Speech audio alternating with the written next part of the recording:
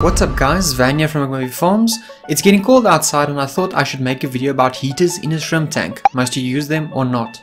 Before we can answer that, we should understand what temperatures shrimp need. Shrimp are hardy when it comes to surviving temperatures, but they don't cope well with fast temperature swings. That means it's okay for the water temperatures to go outside their normal parameters as long as it's done very slowly and not sustained for long periods of time.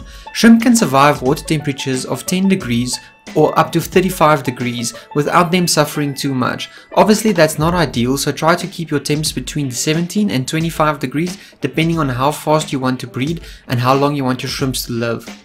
Okay, so you can keep your temperatures constant in two ways. Have a temperature controlled room with an air conditioner, or you can use heaters inside of your water to keep the water temperature from dropping too low.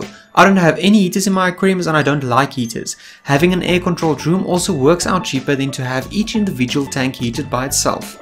My water is almost always between 19 and 23 degrees, and if I had to pick the perfect temperature it would be definitely 21 degrees. So let me explain why I hate heaters. There are two reasons. Number one, the cheaper ones with little thermostat inside tend to get stuck and then the heater will keep heating and eventually boil your water. That's a higher risk for me than just leaving the tank to slowly change to the temperature of the room.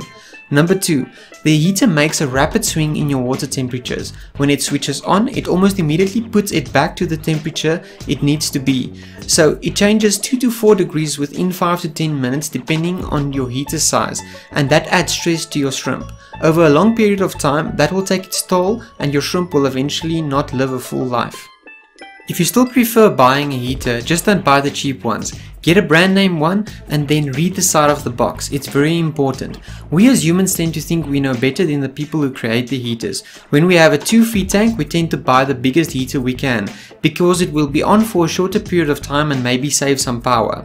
That's the worst thing you can do. Read the box. If it says 50 watt for a 20 gallon of water, then buy the one that's perfect for your size and room temperature. If you buy the bigger one, it will almost instantly increase the temperature, which is exactly what you don't want. Remember, we want natural temp changes and not rapid temperature changes. Okay, now for 3 tips. Tip number 1. Just remember that bacteria thrives on higher temperatures, so try to keep your temperatures lower to reduce the chances of bacterial infections. Tip number 2. Larger tanks take longer to heat up and longer to cool down, so when the temperature swings, bigger tanks won't be affected as fast as smaller tanks. Tip number 3. Never try to pet your shrimp, as it might result in suffocation of your shrimp or your shrimp might get crushed. Okay guys, that's it for this video. I'm busy with the light related video. I will post it as soon as I'm done. I really hope you guys learned something today, and as always, keep it shrimple.